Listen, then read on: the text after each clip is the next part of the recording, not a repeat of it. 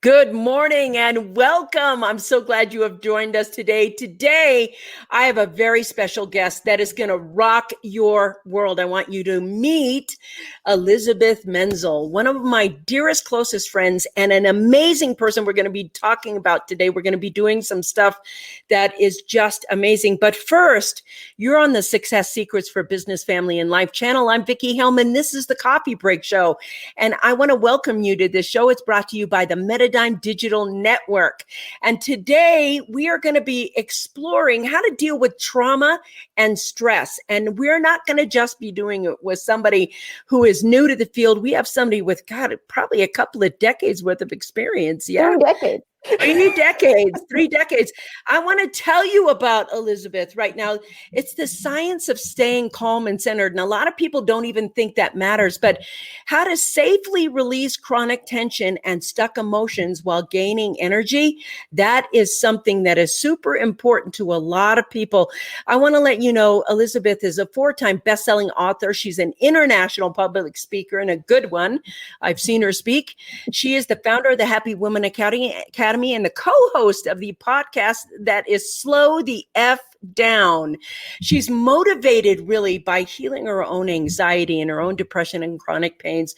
And she's dedicated to helping men and women do the same thing. Now, I'm going to brag now. I'm just going to brag. She has helped royalty, movie stars, rock stars, Olympians, and she now works with the Pittsburgh Steelers. Go Steelers! I'm sorry, I'm a big Steeler fan. And she loves to talk and help people through trauma. And if you look at any of those acting or whatever, you can have trauma in your body, a lot of it, especially playing football. She uses neuroscience and neurobiology and how mastering your masculine and feminine energy flows, leads to health, happiness, and a great relationship. And I am so absolutely excited to have you on today, Elizabeth. Welcome to the Coffee Break Show. Thank you for joining us. Thank you. It's so good to see you. Hi, everybody. Thanks for tuning in. Yes, I just want to welcome everybody aboard. Listen, if you're new here, we go live Monday through Friday. We share tips, tools, techniques, information, motivation, and inspiration, those things that are going to help you create thrivability in your life. And I want to welcome all the iHeartRadio listener, iTunes listeners, and those on Pandora. Welcome, welcome, welcome. This is going to be a conversation that is really dear to my heart. I think trauma, most people don't know that trauma can be like self-sabotaging if you don't move it. It can create illness in your body. It can shorten your opportunities and things that you'll go for. So today I want to be really clear. And right now, Elizabeth, what I want to do is get a really good definition. I see all you guys coming on. Thanks for being here. Thank you. Thank you. Good morning from Donnie. Thank you. Thank you. Hi, Karen. Nice to see you on. Yes, she is a rock star. She's worked with the rock star and is one. But I just want to talk about, give me a definition of what trauma is, because a lot of people think trauma is physical trauma and there's emotional trauma. There can even be spiritual trauma. Give us the whole gamut of what that is when you say I work on trauma. Yeah. So the shortest definition of trauma by Dr. Peter Levine is stuck stress. Yes. I mean, that's stuck easy, isn't it? Stuck stress. Yeah. And what happens is it gets stuck physically and it gets stuck in brain patterning or neural loops. We get stuck in painful neural loops. So painful thinking, painful behaviors, painful words. And it gets stuck in the soft tissue. It's stress hormones that don't get used up during a normal stress cycle. So you didn't get to flight, fight, freeze, or faint. There's 4 stress responses, everybody, not 2 or 3. People think flight or fight, but it's flight, fight, freeze, faint. So if you had a stressful situation happen and you didn't get to run away or fight to get out all those stress hormones that were dumped into your system, they soak back in to the soft tissue of your body, and then they create these physical, emotional, mental pain loops. Interesting. I want to go back to say, how does a trauma get stuck?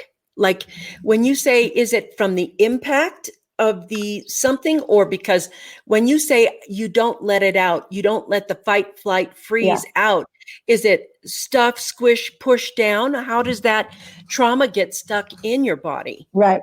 So a huge dump of stress hormones get released when you are in any kind of a stressful situation. So I want to differentiate between a physical blow, like a sudden blow, Yeah, a like a physical football blow that a player would football have. player might get, right? Mm-hmm. So that's how I started my career 27 years ago, was helping deal with physical sudden traumas like that and dealing with the soft tissue. Mm-hmm. That was my gateway to trauma healing. I then, after 3 years of working just with physical, started to see, I was a specialist in fibromyalgia, and that's when I started to see this connection between the physical and the emotional and mental. Because all my fibromyalgia clients were very different people. They didn't seem to have anything in common. But what I found as the common denominator was what I was calling at the time frozen fear. Oh, So look at frozen how fear. frozen fear and Dr. Peter Levine's stuck stress, same thing. Yeah. Same thing. So I found it energetically and physically working with them, this stuck stress. So what happens with not just a physical, because that's a different situation than a trauma where you are trapped in some way, stuck in some way, in a situation that happens too much, too soon, or too fast. So if those things Interesting. happen too much, too soon, too fast, and that's what people don't really get about trauma, is they think that trauma has to come from these big, horrible things happening to you, a soldier, a Yes. rape. That's what we think trauma comes from. Yes. Yes. But trauma also comes from this accumulation of stress in your body that you didn't get to use up. So when Interesting. you fight, when this sudden life-threatening thing happens and the stress hormones are released, it makes you want to fight, run away, or freeze up. If you fight or run away, you have a better chance of not getting traumatized because it's not Interesting. getting stuck. You're using up all those stress I chemicals, get it. all that I get adrenaline, all it. that cortisol. You're using it. So if you don't use it, where does it go? Soaks back into you like a sponge. Wow. Right? Wow. So one of my biggest messages for people is you don't even know you might be traumatized, because it can be an Yes. accumulation of normal everyday stress, of racing to get to work, right? Of Mm-hmm. having to pick up your kids, of having to deal Mm-hmm. with your kids, right? Every time that stress response is emitted in you, that flight, fight, freeze, or faint, you're physiologically reacting as if your life was being threatened. And you're not even aware of that. No, it How does happens in a how does quarter that of a second. how does that manifest in a life? How does that what things during the day would you say would be maybe a trigger that could be like just a minor trigger, and then suddenly Yeah, running late for work, yes, burning dinner. burning dinner. It could be anything. It's really anything. Let me ask you something in the physiology of this. Yeah. How because a lot of people then would say, well, I go running, I go biking, I go to the gym and I work Yeah. it out. I work it out of my body. How do Yes, those things help you they or do. not help you? Right. So this is where it can get a little tricky. So I'd say the overarching is, yes, it does help. And it helps because you are sweating, you're raising your blood rate, your blood flow, you're moving, you're literally moving your physical body, and that can help facilitate release. Mm-hmm. So yes, it is great. And we get very used to moving in the same ways. Interesting. So Interesting. mostly we move forward. That's the most common way we move. We Yeah. move forward. Our body moves in a certain way. You know from Barbara Brennan, right, that patterning gets made in the physical body from what's emotionally and mentally going on with you and energetically going on. But we walk in the same direction. When you're doing the same physical exercise, let's say you're a runner, well, now you're just running forward. Interesting. What Yeah. about all these different motions in all these different turning, moving, twisting directions that if you think of like squeezing out a Dancing. rag, Yeah. right, to really get it all out that you want to do. And that's where the nonlinear movement method comes in. So that's a safe method for moving your bodies in every single way, non-linear, not just going forward and back, but all over the Dancing. place. Just kind of So moving you it can get all in, and dancing. yeah, you get into all the nooks and crannies and get the releases out that way. Mm-hmm. That's the safest thing I found. And I'll be, just honest with y'all. I've been in this work for 27 years, and I only found the nonlinear movement method, I think 4 years ago. Wow. And that is what got my own chronic pain that I had been dealing with since I was 12 in 10 weeks of doing that 20 minutes to an hour a day, gone, has never come back.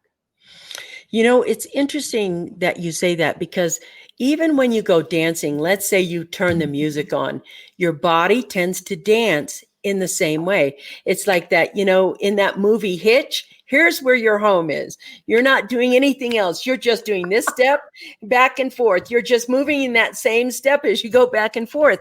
You're not actually releasing anything in it. It's interesting, because I realize I like to dance, and I do quite a bit of it in the closet by myself, dancing around before the show or something else.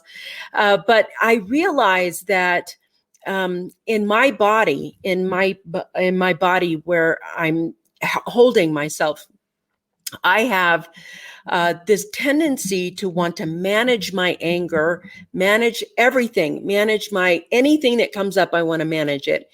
And the best way I manage it is by dancing, because there's something about your point of view, your focus, and your attention that is either going to focus on the trauma or focus on the release of the trauma, which is interesting, because I was like many of the other people. I think trauma is, you got hit in a car accident, you got sexually assaulted, you've been punched you've been cheated on. It's something else, trauma, that, and I'm an ex-cop. So the post-traumatic stress disorder, those things that are there, I was like, those are all, all the things in my body that I dance out if they come up. And I've gotten to the point where managing them it's very little now. It's not even, it's so, and I gotta, I'd love to say that it was the dancing. It was really Robin Helm helping me with the dancing and everything else. But the interesting thing that you just pointed out to me that I think is really important is the different movement. It's the body moves in the same way. We go forward, just like you were saying.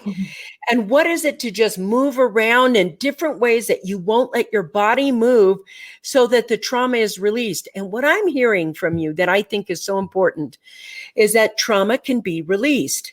And that is, and I mean, trauma can be released without 30 years of psychotherapy sitting in a room. Yeah. So I'm outside of the moving this way. What are a couple of other ways that trauma can be released from your body when you're feeling it? I will tell you. I just want to also say, yes, you're spot on about the dancing. The dancing really does help. Mm-hmm. But again, just like the exercise, we have a tendency to do the same dances. We do the same moves, and we're also moving rhythmically. Mm-hmm. In nonlinear movement method, you're purposefully moving in ways you don't normally move. So you're doing non-habitual, non-rhythmic movement. Wow. That's so interesting. So what can happen is, because I do have music playing, I'm DJing the whole time I'm giving the class, is what can happen is some of my songs have a really great beat and you want to bop. And then you just drop in a lower level deeper, and you're just like, I'm giving prompts, and you move. And this is what happens, Vicki, and this is what's so amazing, is your body is moving you. That's what the guide is. I'm guiding the whole time. That's the switch, not you moving your body. Your body is moving you. That's exactly it. Interesting.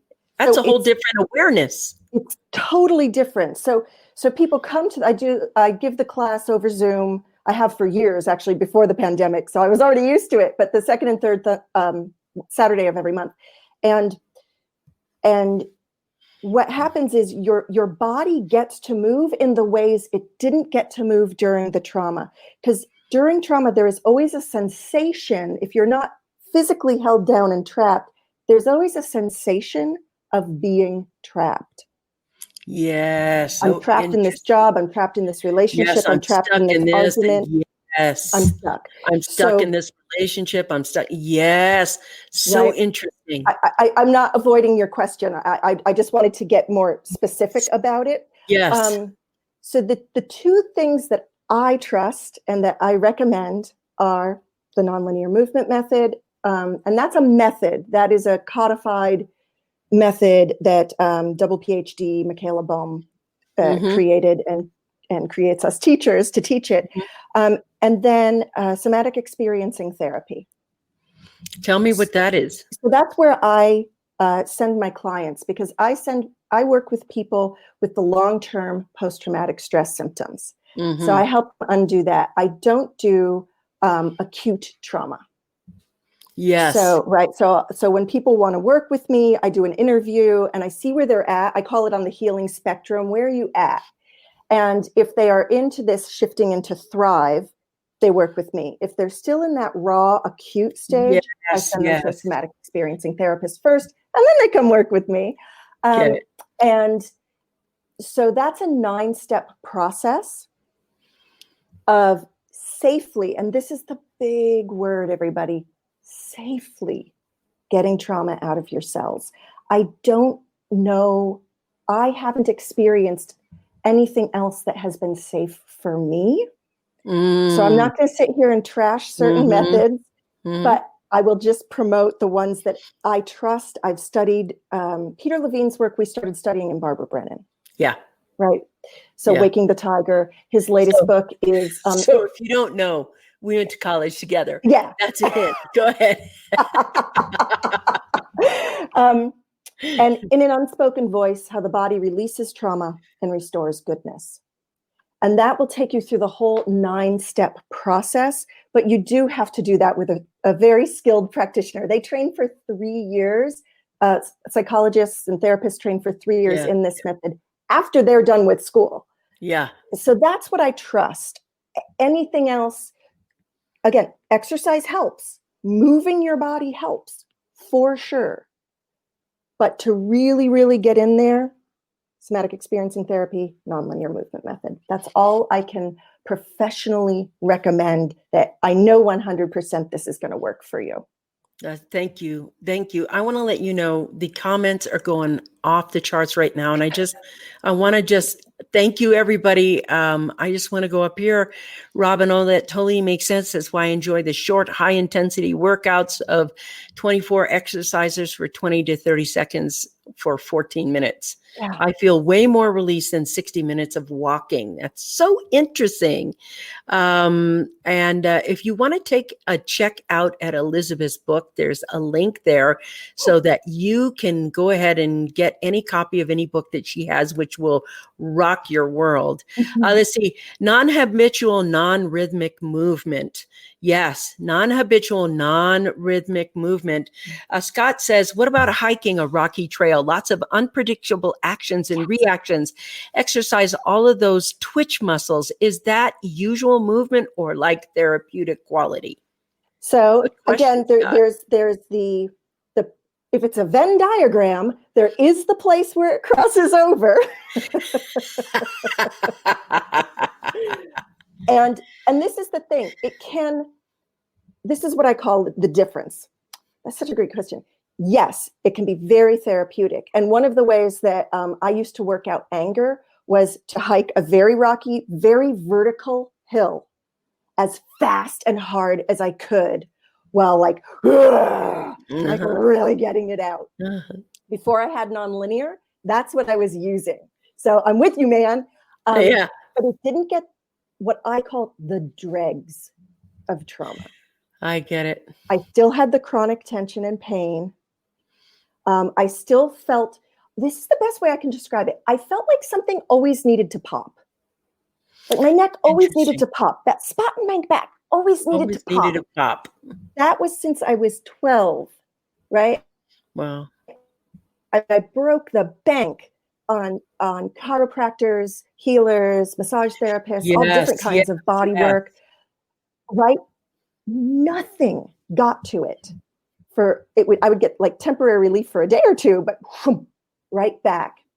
And even though I was in trauma work, something didn't click in my own mind. I think that's why I'm such a big mouth about it now, is because with myself, like something just didn't click that was trauma. Yeah. That chronic pain and that Was sensation of trauma. always needing to pop was trauma. Nobody teaches us that. I just didn't, I don't know. My own trauma was blocking me. So that's one of the things about trauma. It blocks you from seeing the good. And it Yes. blocks you from the ability to let good in to your life. It's keeps you stuck in beliefs that that you're not good enough, that you don't deserve goodness. And again, just want to remind people, it doesn't have to be big, huge, horrible things happening to you. Yeah. It can be this little stuff. And it's usually for most people, both. Yeah. Yeah. Build on, and big trauma, big trauma. Thank you, Scott, for that question. And thank you for your answer. That was so important to understand that how it blocks us. It's just, it blocks anything from leaving or coming in as well. Yeah, That is so important to understand. Right. Because, trauma happens in fear, right? It happens when there's a threat, a perceived threat. It might not be real. It might be very real. Mm-hmm. But the brain doesn't differentiate. That's correct. Right. So the brain can't differentiate between, it sees any threat, even running late for work, as a threat. Right. Raises your blood temperature. You get hot. Your breath goes short. And you get that flood of stress chemicals. Right. So when the threat goes up around you, stress goes up. When threat goes down, the stress goes down. So keeping a very, very safe environment and safe space is really important to go deeper and deeper and deeper into your healing of trauma. And I can speak I'm super candid about my own process. I had, even when you knew me, which no one on the outside knew, but I had severe depression. It's not when I knew her. It's, back when we hung out a lot. When we were in the same place, physically. I had severe depression for 40 years. I did not know that. I did not know that that's what was wrong with me. My anxiety and depression came from post-traumatic stress. Wow. I get it. An abusive childhood and a lot of neglect. I basically brought myself up since I was 11. Yeah. Yeah. So it had been piling up for that long. That's why the chronic pain started by the time I was 12. I see. And you have to unravel all that. And a lot of people don't think they have to do that. I have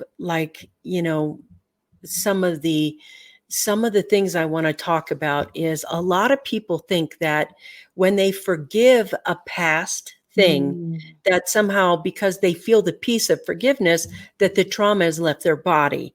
And that's not exactly so, is it? We have those triggers there. It's like when you can forgive, maybe some of it leaves, but in the dregs of it, can that still be in your body? Or is forgiving just this great release tool that happens? So forgiving, when you can really get to that place of forgiveness and feel that sense of peace is a brainwave shift. So your brain waves have changed and you get that sense of peace and release, which is great. And intentionally learning how to shift your brain waves through meditation, through peaceful walking, through watching the birds in my garden. That's a great thing to do for yourself every day. It's very nourishing for the brain, right? You create those theta waves, those healing brain waves. So that's a great ingredient to healing, but it doesn't get the dregs of trauma out of the cells. So I, quote unquote, woke up in 2003, spent absolute months unable to get out of complete oneness. Oh, nice. Which is great, but that did not deal with my trauma. Interesting. So there are two separate things. There's the brain change and then the physiology change that has to happen. See, I think this is so interesting because a lot of time, a lot of people who are like, well, I did this and it didn't work. Well, it did work on the part that it was supposed to work on, but it didn't work on the initial trauma you feel. So naturally, you can say, I did this work and my anxiety was still there. And I did this work and my trauma still was there. And I did this work over and over. This is so important, what you just said. It's so important to understand the difference between these two. I'm going to pop, you guys, I love you to death. I'm going to pop over here and just do a couple of quick ones. Karen says trauma can be released, non-rhythmic movement. Your body is moving you, not you moving your body. Whoa. Yes, that is so, and wow, you guys, wow. I don't know that I'm going to just try and get to them. All right. Good distinction, acute versus chronic trauma or phase of the trauma. Wow, that's quite a guarantee. 100% will work. Here is her academy for Women's Academy. I want to go over here. I am so with you on this, Elizabeth. Okay, let's see. Maybe because dancing can bring in a rhythmic joy that isn't there in a hike. Yes, that might be true. Want to go over here. Trauma blocks you from seeing the good and letting the good things into your life. Yes, it does. It's very, very important. I'm just going to do a couple more of these. Hey, look at this. Oh, I'm sorry. Janine, I want to meet Janine. She was a guest last week and she's on here. That's precisely what triggered my PTSD, the stress related to what would happen to my daughter without me after my accident. Ooh, gosh, that is just, thank you. That is just absolutely, that's on point. I want to let you know that made my heart go up in my throat for a little bit, you know? Let's see. That post-traumatic stress right there related to what would happen to my daughter without me after my accident. Whew, girlfriend. Most people don't understand or even know about the connection between those emotional traumas and their physical body and how they manifest in their life, how these things manifest, where she said we don't live to the point where we let things in or out. We're just kind of blocked right off from letting anything in there. Yeah. Can I explain why? Because it's kind of cool. So this is how I geek, y'all. I geek, like I geek on the science of this. And that's why I say 100%, because it's not, this is neuroscience. We're wired this way. So that's why I can say 100% that it guarantee that it works, because it's how we're wired. I've also done it long enough and watched it long enough, and other people and myself. Sorry. You know, the heat's on now, so I'm very dry. I have a couple of scientists in there. I know Donnie's like listening with his radar on. He's such an amazing scientist. Awesome. Yes, go ahead. I'm a citizen scientist. I just geek so hard. So, you know, so your threat level goes up, right? Something stressful happens. It could be the little thing. It could be the big thing. Your threat level goes up, right? So that stress response in your system gets activated. And you immediately want to protect yourself. Duh, right? So you block out. Yes. You don't want something to hurt you. So then as you go along in your life, you have this pattern of trying to stay safe. You know, your system's trying to keep you alive and safe.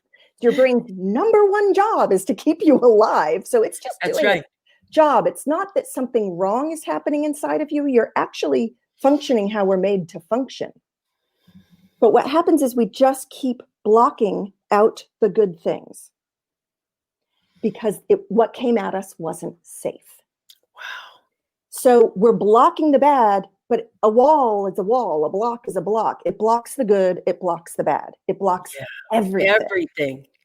So then we get in a habit of not letting it in, right? So one of the things I love doing in the Happy Woman Academy is getting women to feel safe, getting them plugged back into themselves so that they can reopen those receiving channels and let the good stuff in.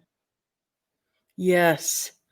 Because we get in this pattern of not deserving, not feeling good enough, Yes. not feeling worthy. We get really stuck in that pattern. I sure did. Mm-hmm. And so little by little, and you heal trauma. I want to speak to something you had mentioned earlier. You do heal trauma a little bit at a time. And I think, to what you were saying, Vicki, people get very frustrated because they do all these great healing things for themselves. They go to yoga class, they meditate, they get healings, they get massages, they do all these good things. Why don't they feel better? Or why do they only feel better for a little bit at a time, or get a high and then crash again? And that's the thing with trauma. It needs to be steadily, incrementally worked on for the rest of your life. It's like a health thing. It's like going to the gym. Well, yeah, I say it's like a shower. Yeah. Right? If you take a shower on Monday, you don't expect to still be smelling so sweet on Friday.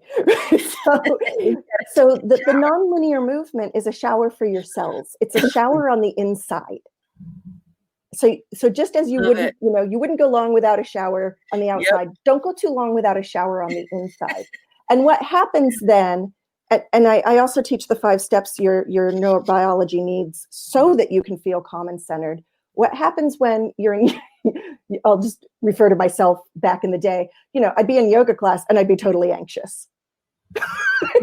go through a yoga class like half in an anxiety attack. So, and it's because you have to do certain steps in order to get out of the stress response and even to be able to feel calm and centered. Yes, you have to. I have so many questions I want to ask, but first I want to say, I think this is Peter. The shower is a good analogy. Thank you. It is.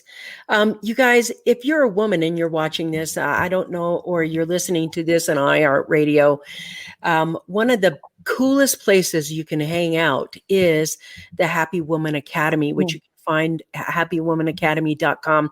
I want to let you know we have that new book coming out. It's called The She Myth. It's Redefining Women in Business. And I'm just telling her, she does not know this. I'm just saying right now, we will have her on in that group as well. And we will be talking about this trauma. We're going to be working together. Now, here's a couple of things I want to ask. I hope I don't know this. I don't know this. So I really want to ask it. Is there an unintentional way that we pass our traumas, onto maybe an unborn child in utero, or to our children as they're growing up? Like, can they get traumas that are not theirs, but inherited? Do you know what I mean? Yeah. So there's actually, there has been work done on this, and there is still continuing work done on it around genetics, DNA. There's very active work going on right now. I just read another neuroscientist like 4 days ago is working on this too. And really working on the sequencing, coding, and exactly the science of how it happens, right? What we do know is that things like penchants are passed on genetically, right? So the love of art, the love of music can be passed on. That's right. We know that like having a really short temper can be passed on. So we know to a point that traits get passed on genetically. That we know. That's correct. So I like to stick with the science side of it and less the... It's been absolutely proven, peer review. Yeah, like that's what I like. I realize that I'm a very unspiritual healer and that I'm a very odd anomaly. Science-based. That's what I like, that's what I geek on. That's what I get into. So it is in the process of being very proven. that the get it. trauma's I get passed it. on. My guess would be that it could and it can be passed on. And I just think that, you know, how they talk about that in schools, these things should be taught but weren't taught. This kind of self-care, if it was taught from kindergarten, where you could Yeah. just do these kinds of things, just Yeah. imagine the mental well-being we would have in the world like that. We'd have this kind of mental well-being Yeah. that was just stabilizing in there. And after, you know, you do the process work, if you do it on the daily, it would seem like it would be easier, faster, more fun, and just kind of, Yeah. you know, great to do, etc. Yeah. And that you would feel suddenly just a sense of well-being more deeply, and your body would open up to opportunities. Yeah. Your life would open up to opportunities, and there'd be more abundance and prosperity just because you were allowing that in. The Right. thing that's interesting is we don't understand how we block ourselves from having the actual thing that we want. Yeah. So if we want a certain type of success, we don't know the trauma in the way that could be blocking that success. Moreover, we're taught that you just need to push through, and this push, just suck it up, buttercup, and let's go. And what would you say to those people? Especially, I know you work with football players right now, and I know you're working. I can't see them be that, you know, I see them as, in my mind, as these, you know, big men who are just, they're the kind that push through your pain, push through your trauma, just push, you know what I mean? Yeah. And this is the same with people who are, you know, authors and people who do push themselves to drive, you know, that drive. How can that be traumatizing? What would you say to help them say, you know, it's not your drive, it's your openness? You know what I mean? You know what I'm asking? I 100% do, because it is in the talk I give. I speak in corporations as well. And I teach them the neuroscience of being calm and relaxed has been proven to increase productivity, increase new ideas, and increase what's it called? The atmosphere. The atmosphere of your work. consciousness? Huh? Oh, culture. The culture of your business. Yes. Yeah. Right. And morale, that's the word I'm thinking of. It increases morale, right? Because everyone feels happier to work. So there is plenty of neuroscience and data behind this that has been proven. They've done really great studies with Tibetan monks where they've put electrodes all over their brain. Yeah, I've heard about those. And they've measured their brain waves. And so it is completely, this is indisputable, right? So I show them all of these data points and facts that have been proven. But that's the bottom line, is that when you are calm, you're centered. Everyone knows what it's like to be centered. You know, non-spiritual people know what it's like to be centered, because when I ask them, they tell me. That's right. That's right. And they know what it feels like to be uncentered, right? When everything's spinning out around you. Everybody knows. Everybody knows, right? So it's little like, kids know. Wouldn't you rather be centered on purpose? Yes, your whole attention, your whole focus centered on purpose. Right. So that should be a bumper sticker. When you are, you get in that flow. And I know everyone listening has been in that really positive workflow where like 3 hours go by and it feels like 10 minutes. That's the zone. Yeah, exactly. that's zone. So that's the 5-step system I teaches you how to get in the zone on purpose. And so yeah, it goes up. And listen, the way you live is much more of a choice than you think. You know, the way you live. So when you really know that you could get done what needs to get done. Most people's to-do lists are ridiculous, by the way. I think probably all y'all have too much on your to-do list. It's impossible. And that keeps you in a defeatist cycle. Ooh, and let me tell you something. Say more. Yes, because it's exciting to me.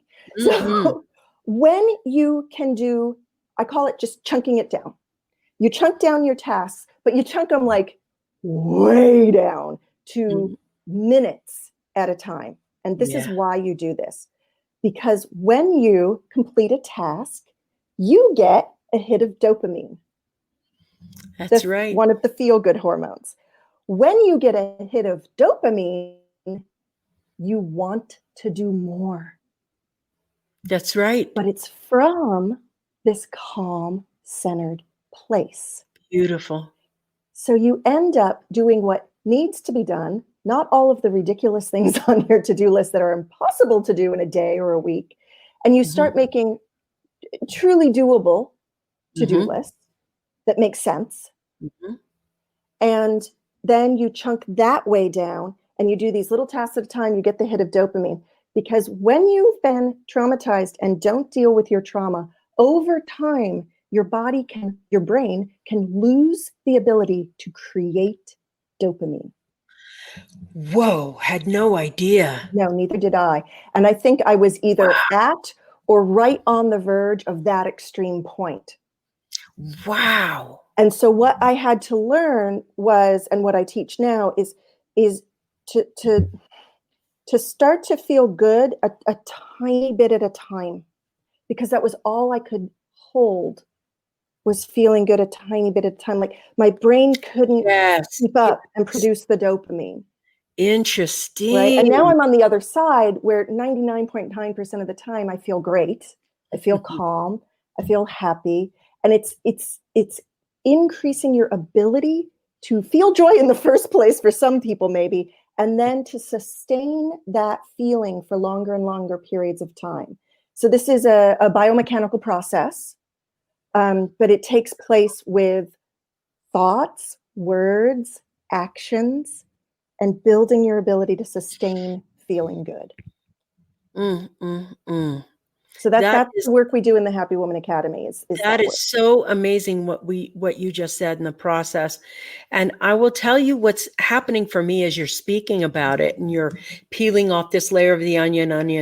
What I'm noticing about is that underneath, for me, all that thinking and trauma and noise and as I'm doing that, something underneath is being released that feels very spiritual and soulful and abundant, and just it's like it feels happiness, it feels joy. It's very enriching to just talk with you about it, not just have the experience of it, but when you get to the point where you unveil, like I kind of want to go here in this conversation because people think they are their traumas. They don't realize that there's something outside of their traumas that is more them than not. People love the stories sometime of their trauma. This happened to me and I'm a survivor and I got over it. And they don't meet who they actually are. They just get lost in the recovery story, or they get lost in the I overcame this story. And when you have that feeling of, I overcame and I'm a survivor of this incident, where does the trauma hide? Because you can say you survived it, but that doesn't mean the trauma is out of your body. And if you keep the story, it's like once I started listening to you, there was just vastness. There's just space for you. And if you don't know who you are when you pop up and you're like, oh, here I am, then what? Do you get what I'm saying? Yeah. For me, it's a constant coming back to whatever that centered feeling is. Peaceful center. And it for me, and I don't want to override what it might be for anyone else, but for me, that centered feeling that everyone can describe for themselves, that is you being connected to you. Whatever your divinity, your soul. I think we're plasma, light, and subatomic particles. That's what it is for me. Plasma, light, and subatomic particles. You can call it soul, source, whatever you want. For me, plasma, light, subatomic particles. So whatever that is, because I don't know, beyond plasma, light, and subatomic particles, what makes us, I don't know. But whatever that essence, that distillation, getting to feel that more and more and more often, right? And it is a very biomechanical process. It really is. It's a process of embodiment, of getting deeply in touch with your physical body, deeply in touch with your physical body's needs, not getting away from them and rejecting them, but actually more deeply coming into them, right? So listening to your body, caring for your body. Most people, even American affluent people, are undernourished. They're not getting the right balance of nutrients for their brain function. They work too long. They focus too long. You know, when we're working at the computer for hours and hours and not eating, did you know that thinking and focusing burns a massive amount of calories? Had no idea. You'd think I'd be skinny as a rail by now. And so we're sitting there, right, burning all these calories, not keeping up. Then we get tired. Then we get cranky. Then we have a espresso instead of the nutrients that we need. Yes. And so most people are underfueled, and the brain needs two things to function: fuel in the form of oxygen and nutrients, and activation in the form of movement. Interesting. When This is you all lack so interesting. those, you're going to stay stuck in your trauma, stuck in your thoughts, stuck in your patterns, right? We all have patterns of communication for good and for ill. So you're going to stay more stuck. That's why getting those baseline biomechanical needs are so important, because without it, you can't get higher and higher and be able to sustain it. So when the beautiful, peaceful brainwave switch happens, I'm now in that state most of the time, right? I have no nervousness coming on to talk to all these people. That's right. I'm calm, I'm centered, I'm with you, I'm connected. Joyful. Love right? it. And that's that ability to be deeply connected to yourself, to connect with others, and to feel safe. To feel safe. If we don't feel safe, it's very difficult to heal. So creating this atmosphere of safety is so, so important. And I've had a massive journey with that, of creating safety. You know, so because most trauma takes place in unsafe situations. Yes, that's right. You know, I just had someone contact me. How can I settle my anxiety and depression? I'm in an abusive marriage. And it's like, get out of the abusive marriage. You've got to get to safety. Yeah. You know, I gave her resources. I didn't just say that. But I gave her resources so she could get to a safe place. Sure. Right. But that is the important thing. So any woman listening, if you're wondering how you're going to get out of your anxiety and you're in the bad relationship, it's not going to happen. Get out. Get to safety. And then you can do the higher levels of work, right? I'm sure most people know of Maslow's hierarchy of needs, or what I call the healing spectrum, where you fall on the healing spectrum. Getting your survival level needs first are a must for higher level healings. They're the foundation. Yes. So the right kind of food, the right breathing, right? I teach a lot of different breathing skills. And that's to activate parts of your brain. So love it. We want to be these happy, highly functioning human beings. That's what mostly, right? We got to have all of these bases covered to be able to do that. Your breathing, your food, your movement, your be time. You were saying about the being and doing before, and people that push themselves too hard. They also just don't realize the importance of being. So when I work with people, I have them build in be breaks, and we schedule them on our phone with an alarm. Yep. And I don't care if you just take a step outside, or you just get up and stretch, or you watch the birds, or you go for a walk, or you formally meditate, but you give yourself a chance to switch brainwaves. And, you know, I have my own podcast where I know how much work it is to do it and to put it together. And we have beat breaks every half an hour. We do a break, and we come back and we've got all these new ideas. You got to do it. It helps creativity. I want to go over here because there's a bajillion people. I'm not even going to get all the people's. Thank you, everybody. But someone learning how to meditate and thinking can only be stilled for seconds initially, and then peace and calm come in longer and longer segments. That is true. Here's my scientist friend that I love so much. Serotonin and dopamine become depleted and the body cannot catch up. When children experience great stress, it becomes depleted. Our bodies are designed to store these chemicals to be used as adults, not as a child. Thank you very much. I love this. I think this is Anna because Anna, she's always the Facebook user, but she puts the red heart in the corner for me every time. When we heal from what hurts us, the trauma will no longer control us. Yes. And it's so interesting how we're looking at something that seems so simple, and it's so simple to get over. It's just like taking a shower a couple of times a week.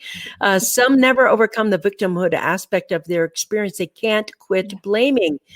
Yes. And I think this is so interesting, a statement. Yeah, it's so true. That victim consciousness, man, is it sticky and can just take you over and cloud everything. It's every single thing you see is through that veil of victim consciousness.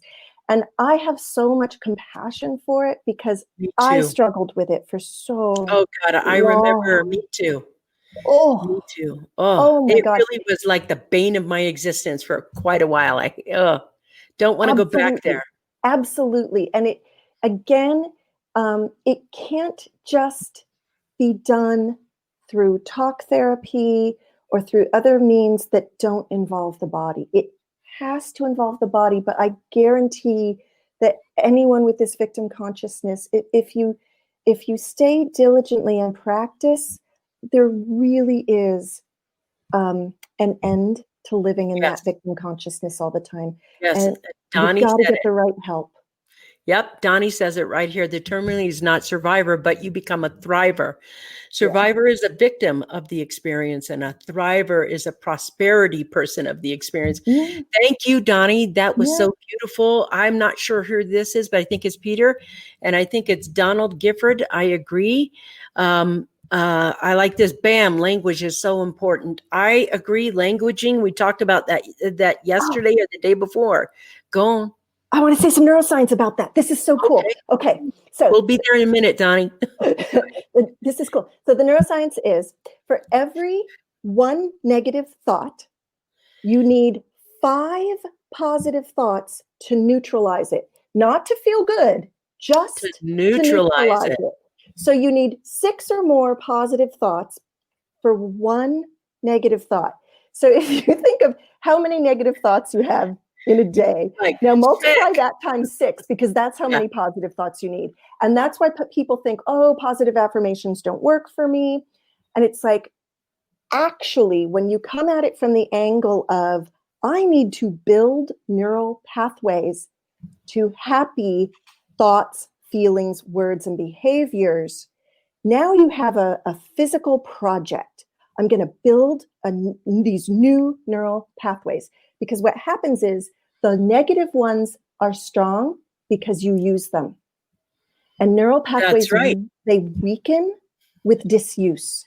That's right. That's right. That if you've ever had a baby, you got to do the bait and switch. You can't take the toy away.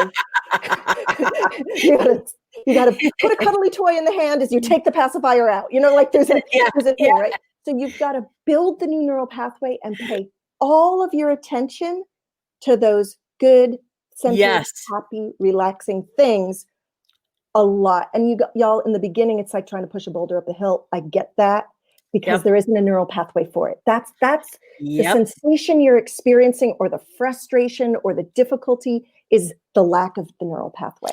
You know, when Robin and I wrote Champagne Thoughts and Caviar Power back in 2005 or 6, something like that, so way long ago, we did some data research, and it was that when you said this one negative thought, the data came back that one negative thought has enough poison, literally poison in it, to kill 80 guinea pigs.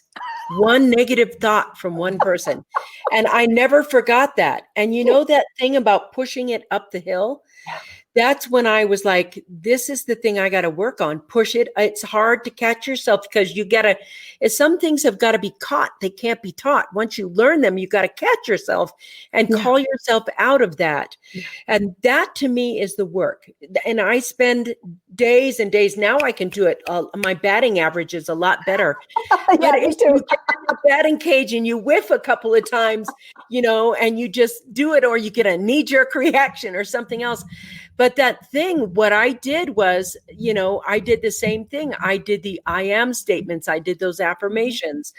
I don't let myself often just wander aimlessly with my negative thinking, because I always remember that guinea pig thing. I want to pop over to Donnie.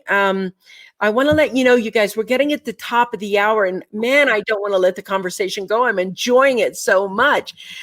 Very interesting. If we view our body as a universe and view all of the cells and parts of our body as part of the universe, it would be important to remove the negative energies and repurpose them for higher level positive energies. It's as if we are constantly evolving to evolve and transform these energies. You are the micro of the macro. I want to see. I just want to say, right?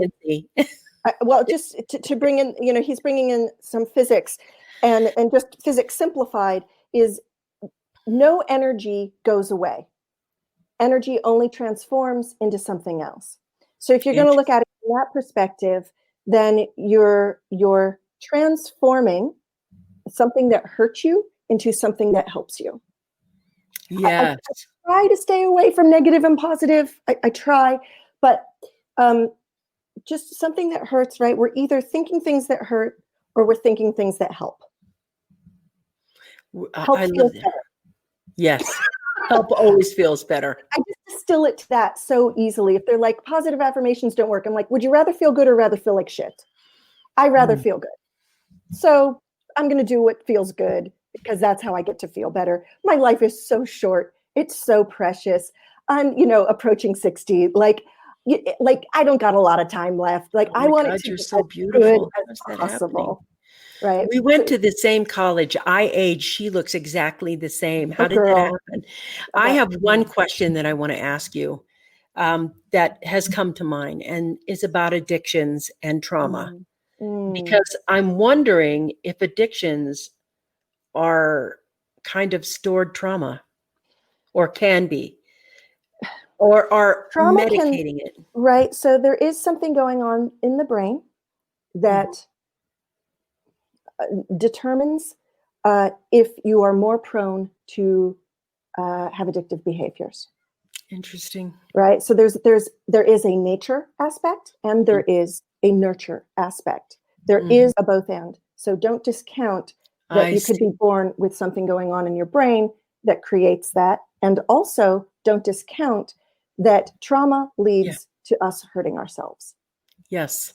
And when you have one neural pathway to feeling good, whether that's drugs or exercise or your partner, but if there's only one, you only have one way to feel good, that's addiction. Interesting. So what I help people do is make at least 6 really strong, good neural pathways to feeling good, so that they don't get caught in an addictive cycle. So they don't turn their relationship into codependency, right? So they don't become exercise addicts, that they have other things that also give them this centered, joyful sensation that work. And, we're all different. So we all got to find our things, but then we got to use them all to keep the neural pathways strong, because they weaken with distance. Got to use them again. So we all know that, like, the more you do things that feel good, the more you want to. Yes. That's because the neural pathway got stronger. Amazing. It's easier. That's why you when you win, you want to win. It's the more you win, the more you want to win. The more you succeed, the more you want to succeed. The more. That's so interesting. Scott says, my first news director lived by the motto. He told me that each person would need 6 compliments for each comment that contained guidance. Wow. He knew the statistic. That's awesome. Brilliant. I mean, what a brilliant man. More brilliant. I mean, this is, no offense, Scott, I love you, a few years back. I mean, this guy was really ahead of his time. Awesome. This is really brilliant. Thank you for that, Scott. That was amazing. I want to say that I'm biased right now. I tell you that I only work with people I've worked with before, so that I know how good they are. And if you're watching this, there are so many ways that you can be involved with Elizabeth. And I'm going to tell you, if you're suffering right now, and she can get you some help so you can move into that thriving area. If you're tired of not having the things you want in your life, or not feeling well during your day, or suffering from illnesses that are, like fibromyalgia that need other forms of therapy, I want you to be able to get in contact with her. And I can tell you, she's extraordinarily good at what she does. I've worked with her. So I want to just say, tell me, how can people get involved with you, and what ways, outside of, if you're a woman, get into the link is already, did we put the link in, Karen? I hope we put the link in. thehappywomanacademy.com. I think we sign put up it in there. I have a free support group on Facebook that's just called Happy Woman. Free support, Facebook. Yeah. So that's just Happy Women's. But if you go into the happywomanacademy.com, you can just sign up and then it'll take you to that link. I'm giving a virtual workshop this Saturday that's just for women. Sorry, dudes. This one's for women. But all day Saturday, we're making a cozy nest. Everyone's going to make a cozy nest in their home. And I'm going to teach you the 5 steps based in neurobiology to get you calm and centered. But we're all going to do it from our cozy pillow nest or bed. I'm you can stay in bed and do the workshop, which is pretty awesome because we're really creating this safe space so we can heal. So that's this Saturday, 12 to 5. That's on my site, or you can go to the happywomanacademy.com/empowered.